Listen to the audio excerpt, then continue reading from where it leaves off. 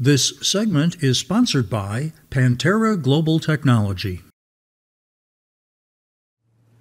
Welcome to Safety Zone. Wearables. We see predictions that the market is going to be worth $25 billion by 2019.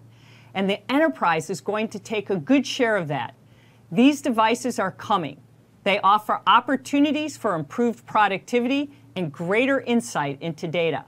But some pundits are claiming they improve safety. For instance, if a device can monitor fatigue, it can alert a worker to take a break. That is a powerful benefit. On the flip side of that, all of this, safety experts are asking, do some wearables create a distraction? This is a topic that the industry really needs to explore. Do they help or hurt the job site? That is what we are going to discuss on this segment today. Here to chat with me, as always, is Laura Black, editor of ConstructTech. Laura, welcome to the show. Thank you. So Laura, let's talk about that. You know, we've talked a lot about wearables. We've talked about the importance of them. But the real question now is, wearables really a benefit to the job site, or are they creating a distraction?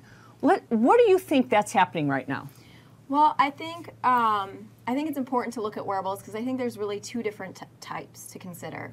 One is the type of wearable that sends data directly to the worker out at the job site, and the other the worker doesn't necessarily interact with that. So something like that would be, like a badge on a ID tag or on a hard hat that's sending data about that worker's location back to the office, right, or to the central monitoring system. The worker doesn't necessarily know that that data is there. They don't necessarily interact with that data regularly at the job site. So something like that definitely would not cause a distraction. But there are wearables out there that that workers are interacting with that data right out at the job site, right? So like a smartwatch or a device that, as you mentioned, alerts a worker if they're fatigued.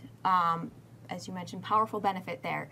But if they're getting an alert in that data right out of the job site, there could potentially be a distraction there. So we have to look at the benefits of wearables in the sense of if it's providing insight to, let's say, their manager that they're fatigued, or providing insight that they're in a dangerous work zone area or something, that now is providing valuable information. So we're looking at saying wearables have its benefits. So we're seeing them as saying, look, that worker is wearing a hard hat and we're getting alerts, or they're wearing a safety vest. That wearable is providing valuable information, sending it back so somebody knows they're having a heart attack or something's happened wherever those alerts are being sent, that you're saying that badge or whatever is alerting, saying, look, this is dangerous information.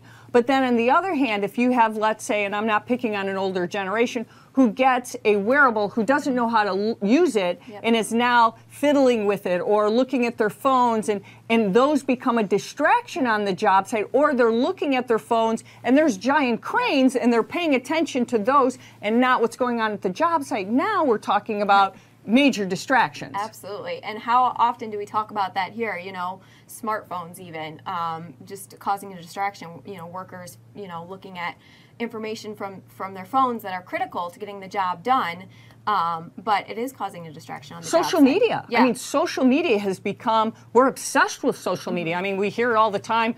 I mean, our president is up early in the morning tweeting all the time, and people are obsessed with every tweet he sends out. But I think what we have to look at is, what is that? Is it valuable information or not? But look at AR and VR. I mean, there's valuable training opportunities when we look at what those things can do, because we look at hard hats right now that are providing valuable information in training or putting our workers into those experiences that they're actually allowed into. Don't we see that as taking the next level that can take our workers and our younger workers who are learning on the job or being able to repair things? That's a whole new level that might create really valuable opportunities going forward. Yep, absolutely. There's definitely huge potential and opportunities with wearable devices. But I think, as you mentioned, it's important for workers and construction companies to realize that there could be a potential distraction there, just helping them be aware with it and creating a strategy and even a policy at their company for, you know, how these devices are going to be used and, you know, what data they're going to use out at the job site. Because there's value there. It's just a matter of being aware of this problem of distraction and creating a policy and a strategy for it. How do we set the difference? Because what do companies need to do with their safety practices then? I mean, you described a policy, but what actually does that mean at the job site? I mean, is there policies on when you can use your phone and when that phone becomes a valuable app that you use? How do you know when that right policy is? How do you establish that? Well, and I think it's, you know, it depends from company to company and project to project, definitely. But I do think there should be, you know, some specific rules and guidelines for, you know, how workers interact with their phones, their smartwatches, you know, when and where would be best for them to use it. I think that definitely needs to be outlined. I think in the way that that kind of looks at it is you're kind of saying where you are on the job site, if you're actually by heavy machinery or equipment, knowing not to be using that smartphone or whatever device when things are happening around you. You have to be very alert. We always say people are driving and texting. You have to be alert to your surroundings. I think that's what we're talking about. Because the number of injuries, you know, with almost 5,000 workers injured on the job site is too much, right? OSHA's saying that. So we have to do something here to try to keep our workers safe, right? Absolutely. I mean, that's what we're talking about. Well, Laura, thank you for joining me as always right here on Safety Zone. And that's what we're talking about right here, keeping our workers safe. And that's what we want to do is get them safe and healthy back at their homes, right? So thanks again for watching Safety Zone right here today at Construct Tech TV.